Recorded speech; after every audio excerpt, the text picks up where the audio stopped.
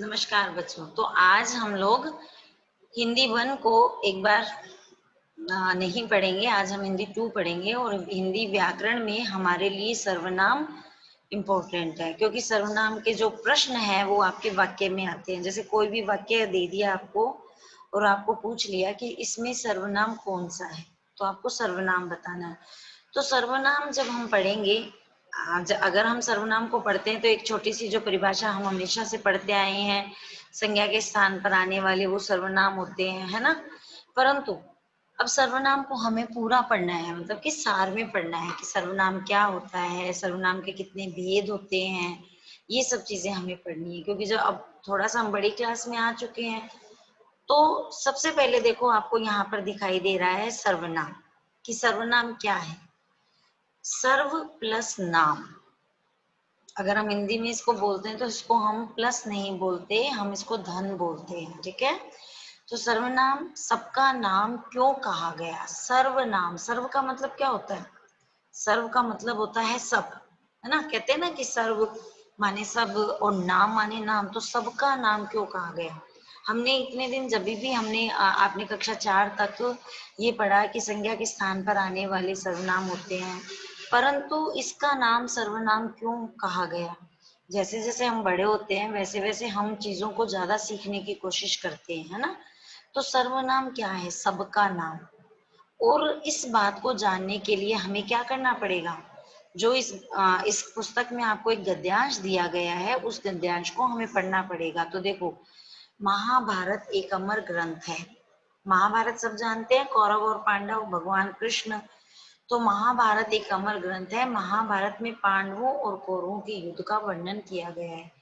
मुख्य कथा के अतिरिक्त महाभारत अनेक सुंदर कथाओं से भी भरा पड़ा है, किंतु महाभारत की मुख्य कथा धृतराष्ट्र और पांडु पुत्रों के युद्ध और संघर्ष पर ही आधारित है। महाभारत के युद्ध का परिणाम हुआ, इस परिणाम को सभी जानते हैं। महाभारत के संबंध में आज भी यह बात कही जा सकती है कि महाभारत संसार के प्रसिद्ध ग्रंथों में से है। तो आपने ये पूरा एक पैराग्राफ जो है, एक गद्यांश पढ़ा। इस गद्यांश में आपने देखा कि इसमें जो अलग से दिखाई दे रहा है वो क्या चीज है। जैसे कि देखो यहाँ पे महाभारत, महाभारत, महाभारत, महाभारत, महाभारत, परिणाम, परिणाम, तो ये कुछ शब्द जो है वो अलग दिखाई दे रहे हैं। अब ये क्यों अलग दिखाई दे रहे हैं, तो इसका राज जानने के लिए हम पढ़ेंगे। इसी प्रकार से एक आगे फिर एक गद्यांश दिया हुआ है, इसको भी हमने पढ़ा। तो यहाँ पर भी देखिए जो नीले अक्षरों में दिया हुआ है, इसमें, यह, इसकी, इसके, यह, उसे, इसके, तो इस प्रकार से ये जो अलग से दिए हुए हैं, मतलब इनका कोई ना कोई वजूद है। समझ में आ रही है।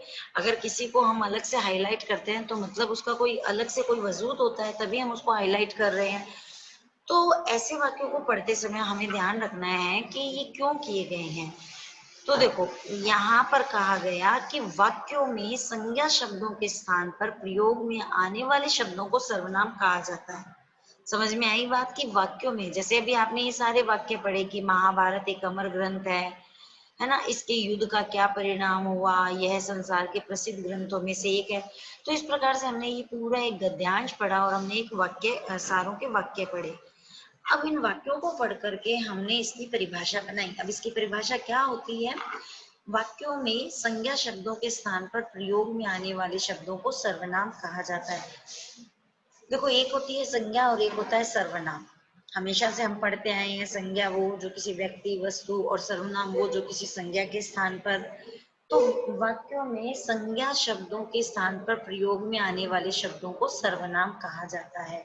संज्ञाएं सबका नाम होती है और सर्वनाम प्रत्येक नाम के स्थान पर प्रयुक्त हो सकता है। जैसे देखो, संज्ञा क्या होती है, नाम होती है। जैसे राम बाजार जा रहा है, ठीक है, ये तो होगी संज्ञा। राम क्या हो गया, संज्ञा। अब बाजार जा रहा है, अब इसकी जगह आप सर्वनाम का प्रयोग करेंगे तो क्या करेंगे, वह बाजार जा रहा है। तो इसकी परिभाषा क्या बनती है, वाक्यों में संज्ञा शब्दों के स्थान पर प्रयोग में आने वाले शब्दों को सर्वनाम कहा जाता है। संज्ञाएं सबका नाम होती है और सर्वनाम प्रत्येक नाम के स्थान पर प्रयुक्त हो सकता है। तो छोटी सी ट्रिक पे हम इसको कैसे याद रखेंगे, जहां पर नाम नहीं आ रहा वहां पर सर्वनाम नहीं है। नाम के अतिरिक्त, जैसे हम किसी को आवाज देकर के बुलाते हैं कि मोहन इधर आओ, और हमने कहा तुम इधर आओ, तो तुम जो है वो सर्वनाम बन गया। मोहन की जगह क्या प्रयुक्त हो गया? तुम प्रयोग हो गया। तो ये हो गई हमारी सर्वनाम की परिभाषा। तो इस सर्वनाम की परिभाषा में हमें दो चीज दिखाई दी कि एक तो संज्ञा में सबका नाम आता है और सर्वनाम में प्रत्येक के नाम के स्थान पर प्रयुक्त होती है। तो आप अब जब भी सर्वनाम की पहचान करोगे तो आप कैसे पहचान करोगे कि किसी नाम के स्थान पर कोई वाक्य जो वर्ड शब्द आ रहा है तो वह सर्वनाम कहलाता है। ठीक है। अब आ जाइए, सर्वनाम शब्दों को कई रूपों में प्रयुक्त किया जाता है। कई रूपों में सर्वनाम शब्द जो होते हैं उसके कई रूप होते हैं। अब कई रूप में कैसे? जैसे इनके निम्न भेद होते हैं। पुरुषवाचक सर्वनाम, उसके बाद में निश्चयवाचक सर्वनाम, अनिश्चयवाचक सर्वनाम, संबंधवाचक सर्वनाम, प्रश्नवाचक सर्वनाम और निजवाचक सर्वनाम। सबसे पहले तो हमें सर्वनाम के जितने भी भेद होते हैं, सर्वनाम शब्द कई रूपों में प्रयुक्त किए जाते हैं, तो हमें उनको याद करना है। जैसे कि पुरुषवाचक, निश्चयवाचक, अनिश्चयवाचक, संबंधवाचक, प्रश्नवाचक और निजवाचक, इसको हमने पढ़ा।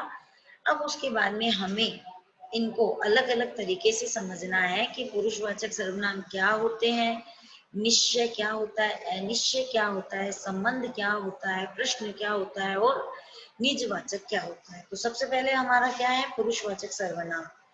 देखो, हमेशा आप लोगों को ध्यान रखना है कि पहले नाम का, जैसे कि मान लीजिए आप में से किसी का नाम मोहन है या आप में से किसी का नाम राघव है। अब आप उस नाम, आपका नाम क्या है? राघव या मोहन, कुछ भी नाम हो सकता है। उस नाम का आपको अर्थ पता होना चाहिए कि मेरा जो नाम है उसका अर्थ क्या है। जैसे राघव भगवान कृष्ण का एक पर्यायवाची है, मोहन भगवान कृष्ण का एक पर्यायवाची है। तो इस प्रकार से आपको समझना होता है कि जो शब्द हम पढ़ रहे हैं या जो वाक्य हम पढ़ रहे हैं उनका मीन्स क्या होता है। जैसे यहाँ पर कहा गया पुरुषवाचक सर्वनाम।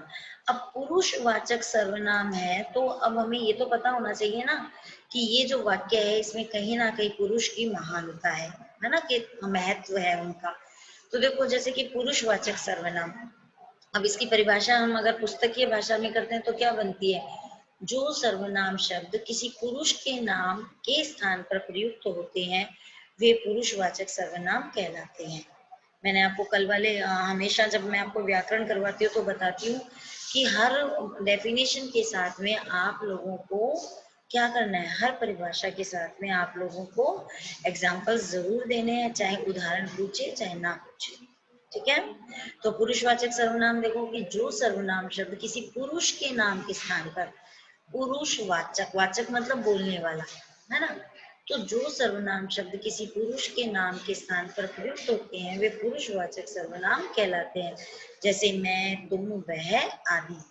समझ में आ गई? ये पुरुषवाचक जो वाचक सर्वनाम होते हैं उनके बोलने वाले, सुनने वाले और जिसके विषय में, देखो तीन बातें होती है। एक तो कोई बोल रहा होता है, वक्ता, एक कोई सुन रहा होता है, श्रोता, ठीक है, एक कोई थर्ड पर्सन जो हमारे साथ नहीं है पर हम उसकी बात कर रहे हैं। तो तीन हो गए। तो पहला तो क्या होता है? उत्तम पुरुष, दूसरा होता है मध्यम पुरुष और तीसरा होता है अन्य पुरुष। अब उत्तम पुरुष में क्या होता है? उत्तम पुरुष, जैसे कि हम संस्कृत में भी पढ़ते हैं, आप लोगों के भी संस्कृत है नहीं, तो उत्तम पुरुष में जैसे मैं, मुझे, मेरा, हम, हमें, हमारा आदि, मतलब स्वयं के लिए। तो अब आपने क्या समझा कि पुरुषवाचक सर्वनाम के निम्नलिखित तीन भेद होते हैं। कौन कौन से भेद होते हैं? उत्तम पुरुष, मध्यम पुरुष और अन्य पुरुष। ठीक है। तो देखिए, बोलने या बातचीत करने वाला व्यक्ति जिस सर्वनाम शब्द का प्रयोग अपने लिए करता है वह उत्तम पुरुष कहलाता है। उत्तम पुरुष मतलब मैं स्वयं, ठीक है। और सर्वनाम शब्द का प्रयोग करता है जो व्यक्ति सर्वनाम शब्द का प्रयोग अपने लिए करता है। जैसे देखो, मैंने कहा मैं बाजार जा रही हूँ, मैं खाना खा रही हूँ, ठीक है, हम सब बाजार जा रहे हैं, हम सब लाल किला देखने जा रहे हैं, हम सब जूनागढ़ देखने जा रहे हैं। तो ये क्या चीजें होगी?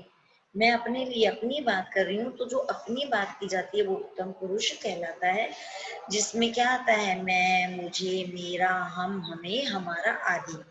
अब सेकंड देखेंगे मध्यम पुरुष। मध्यम पुरुष में क्या होता है? जैसे कि हम जो सर्वनाम शब्द सुनने वालों के लिए प्रयुक्त किया जाता है, मतलब कि एक वक्ता होता है बोलने वाला, एक श्रोता होता है सुनने वाला, मैं बोल रही हूँ और आप लोग सुन रहे हैं, तो मैं तो हो गई उत्तम पुरुष और आप क्या हो गए मध्यम पुरुष, क्योंकि आप मेरी बात को सुन रहे हो। तो ये हो गया मध्यम पुरुष। जो सर्वनाम शब्द सुनने वालों के लिए प्रयुक्त किया जाता है उसे मध्यम पुरुष कहते हैं। जैसे कि मैंने अभी आपको कहा कि तुम क्या कर रहे हो, तुम पढ़ाई कर रहे हो, तुम्हारा जो वर्क है वो कंप्लीट हो गया, आप सबने खाना खा लिया, आपका घर कहाँ पर है, तो ये सब मैं किसी अन्य मध्यम पुरुष के लिए बात कर रही हूँ, तो आप हो गए मध्यम पुरुष। तो मध्यम पुरुष के जो चिन्ह होते हैं वो क्या होते हैं, तू, तेरा, तुम, तुम्हारा, आप, आपका आदि। ठीक है, अब देखिए अन्य पुरुष।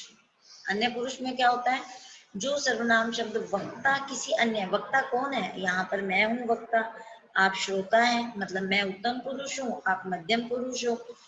तो अन्य पुरुष थर्ड पर्सन, जिसके बारे में जो हमारे साथ में नहीं है परंतु हम उसकी बात कर रहे हैं, तो जो सर्वनाम शब्द वक्ता किसी अन्य के लिए प्रयुक्त करता है वह अन्य पुरुष कहलाता है। जैसे देखो मैंने कहा वह आजकल दिखाई नहीं देता, वो तो आजकल खेलता ही नहीं है ना, उसकी तो बात ही छोड़ दो, उनका तो कहना ही क्या है। तो थर्ड पर्सन के बारे में हम बात कर रहे हैं, तो थर्ड पर्सन मतलब अन्य पुरुष जिसे हम कहते हैं। तो इसके जो चिन्ह होते हैं वो क्या होते हैं, वह, वे, उसका, उसकी, उनका, उनकी, उनसे आदि। तो ये हो गए हमारे पुरुषवाचक सर्वनाम के तीन भेद, पहला उत्तम, दूसरा मध्यम, तीसरा अन्य। चलो अब आते हैं हम निश्चयवाचक सर्वनाम में। यहाँ आपको ये एक जो है चित्र दिखाई दे रहा है, एक में लिखा हुआ है श्रीलेश, एक में लिखा हुआ है रंगनाथन। दो नाम लिखे हुए हैं ना, जैसे अपने घरों में भी होता है, एक में लिखा होता है भारद्वाज, एक में लिखा हुआ होता है इंदौर, या कुछ भी लिखा हुआ होता है, हमारी जो प्लेट्स होती है, नेम प्लेट होती है उन पर। तो देखो यहाँ पर क्या कहा, निश्चय। निश्चय मतलब जो पूर्ण रूप से है।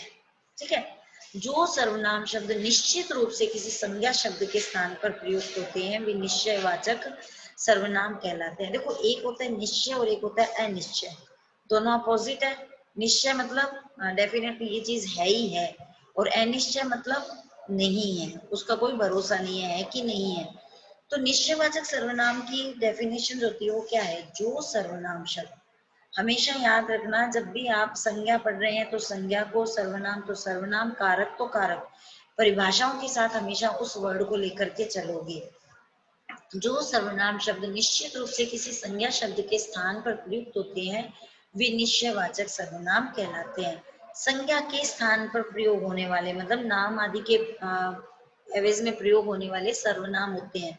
तो देखो यहाँ पे यह घर श्रीलेश का है, वह घर रंगनाथन का है। तो ये निश्चय बात है ना, हम कहते हैं ना कि यह घर मेरा है, यह घर उसका है, तो मतलब यहाँ पर नाम न लेकर के देखो यह घर श्रीलेश का, यह घर रंगनाथन का है, तो यहाँ पर जो यह और वह आया है वो निश्चितता करवा रहा है इस बात की कि यहाँ पर निश्चयवाचक सर्वनाम है। समझ में आया। अब अगला देखो अनिश्चयवाचक सर्वनाम। अनिश्चयवाचक सर्वनाम क्या होते हैं, अभी बताया मैंने, जहाँ पे निश्चित संज्ञा है वो निश्चित, और जहाँ अनिश्चित है वहां अनिश्चित। तो जो सर्वनाम शब्द किसी अनिश्चित संज्ञा के स्थान पर प्रयुक्त होते हैं उन्हें अनिश्चयवाचक सर्वनाम कहा जाता है। जो सर्वनाम शब्द जैसे कि मान लो अगर हम संज्ञा का प्रयोग करेंगे, तो हमने कहा मम्मी ने पूछा कि कौन आया है, तो आप कहोगे रमा आंटी आई है, ऐसे बोलोगे आप। परंतु अनिश्चयवाचक सर्वनाम है, और सर्वनाम कब आते हैं, जब नाम का स्थान बदल जाता है, संज्ञा के स्थान पर सर्वनाम आते हैं। तो अनिश्चयवाचक सर्वनाम में क्या होता है, जैसे मान लीजिए किसने कहा कि बाहर कौन है, तो हमारा उसका जो रिप्लाई है, उत्तर जो है वो है कि बाहर कोई आया है, कोई, है ना। अब जैसे मान लीजिए हम शरबत पी रहे हैं और शरबत में कुछ गिर गया, तो हम क्या कहेंगे, हमें शरबत में कुछ गिर गया है। तो यहाँ पर ये अनिश्चय, कुछ गिर गया है और कोई आया है, तो इसका हमें ये नहीं पता कि कौन आया है और क्या गिर गया है, तो ये अनिश्चयवाचक सर्वनाम कहलाता है। अब आगे देखो संबंध वाचक सर्वनाम। क्या होता है संबंध वाचक सर्वनाम, संबंध मतलब रिलेशन, एक दूसरे का किसी से संबंध बताना, ठीक है, किसी बात को किसी बात से जोड़ना, है ना। जिन सर्वनाम शब्दों का प्रयोग वाक्य में प्रयुक्त संज्ञा या सर्वनाम से संबंध बताने के लिए किया जाता है देखो, जिन सर्वनाम शब्दों का प्रयोग वाक्य में प्रयुक्त संज्ञा या सर्वनाम के संबंध बताने के लिए किया जाता है उसे संबंधवाचक सर्वनाम कहते हैं। जैसे कि जैसा, जैसी करनी वैसी भरनी, इसका एक दूसरे से संबंध हो गया ना। आप जैसा करोगे आप वैसा ही भरोगे, ठीक है। उसके बाद में जो बुरा काम करेगा वो सजा पाएगा या उसे वही फल मिलेगा। तो बुरे काम से और फल का, उसकी सजा का रिलेशन हो गया, है ना। कहते हैं जैसा बोओगे वैसा ही पाओगे। तो जैसा हम बोएंगे वैसा ही हमें मिलेगा। तो हमारा रिलेशन किससे हो गया? बोने का रिलेशन जो हो गया वो पानी से हो गया। अगर हम कैक्टस का पौधा लगाएंगे तो हम कांटे ही मिलेंगे, ठीक है। तो इस प्रकार से अगला देखो, प्रश्नवाचक सर्वनाम। प्रश्नवाचक सर्वनाम, जो सर्वनाम शब्द प्रश्न रूप में किसी संज्ञा शब्द के स्थान पर प्रयुक्त होते हैं वे प्रश्नवाचक सर्वनाम कहलाते हैं। आपको यहाँ परिभाषा भी याद करने की जरूरत नहीं है, सिर्फ आप इनके नाम के अर्थ समझ लीजिए, आपको परिभाषा अपने आप याद हो जाएगी। जो सर्वनाम शब्द प्रश्न रूप में किसी संज्ञा शब्द के स्थान में प्रयुक्त होते हैं प्रश्नवाचक सर्वनाम कहलाते हैं।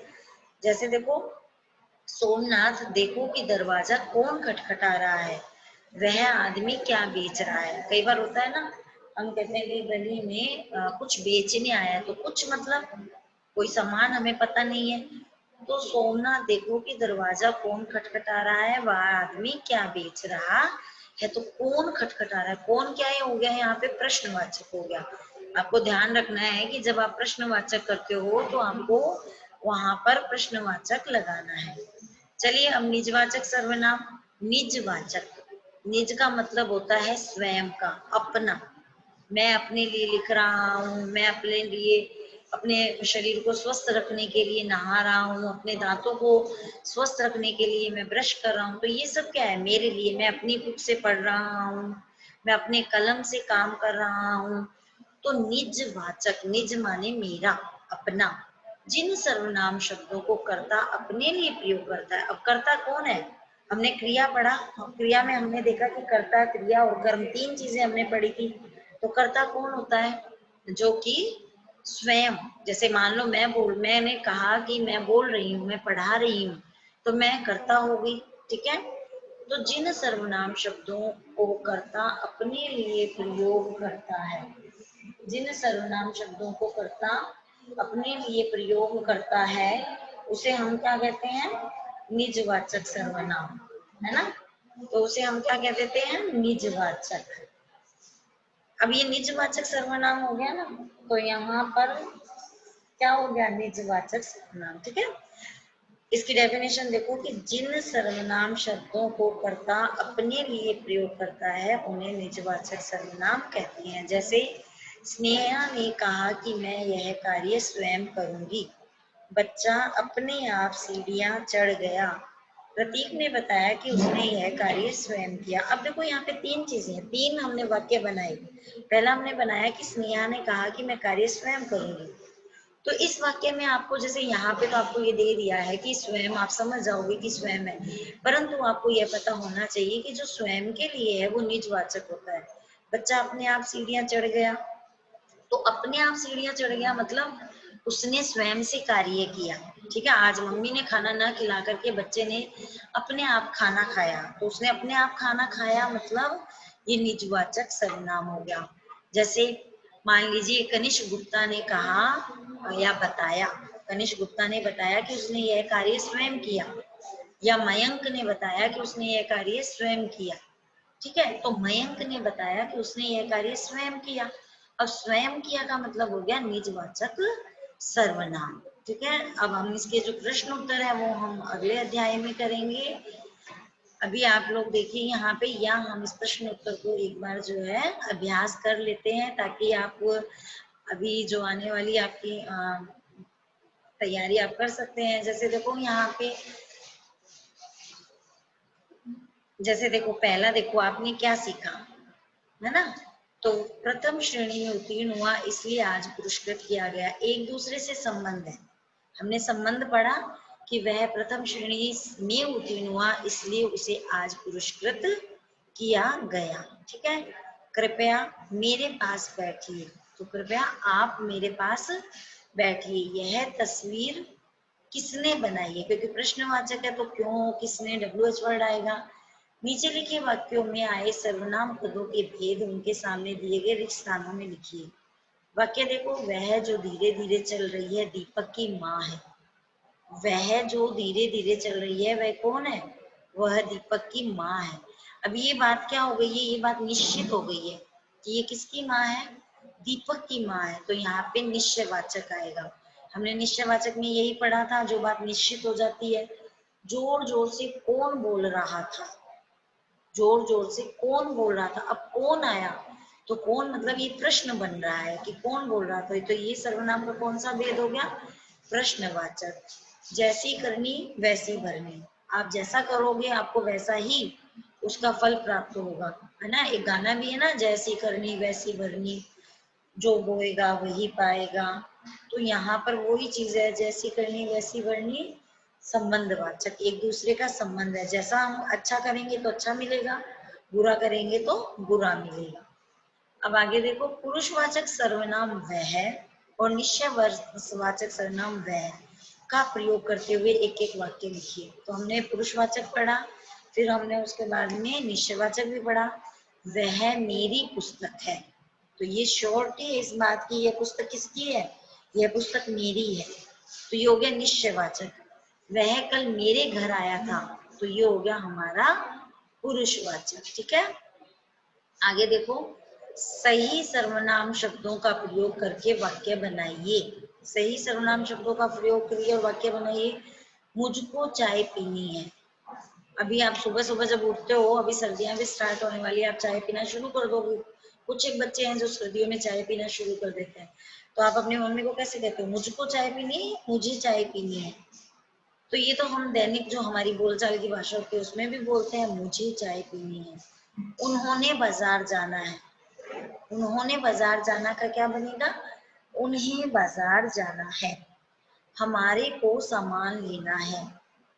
अब हम ऐसे बोलते हैं क्या कि हमारे को सामान लेना है, हम क्या बोलते हैं, हमें सामान लेना है। ठीक है, अब आगे देखिए, निम्न